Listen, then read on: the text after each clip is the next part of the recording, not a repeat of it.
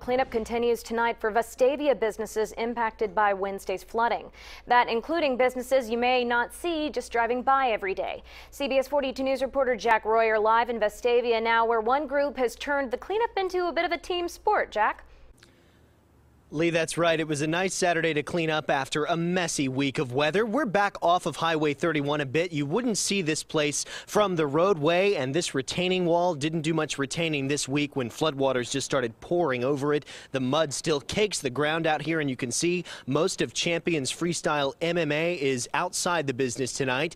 The employees and owners here spent the day trying to clean up after a messy week. It was a long day Wednesday for the owners of Champions Freestyle MMA.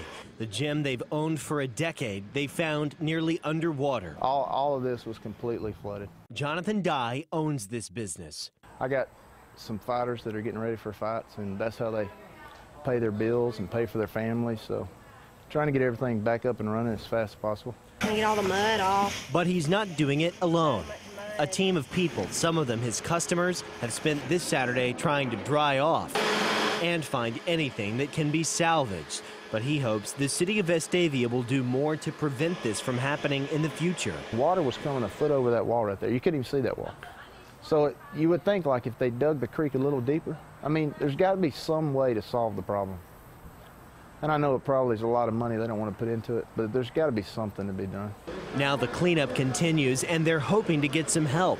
A GoFundMe page has been set up to support the business and replace what was lost. A lot of the things, a lot of the gloves we use, a lot of the mitts we use, everything is leather, and it's got padding on the inside. So when it gets soaked with water and mud, you can't never use it again.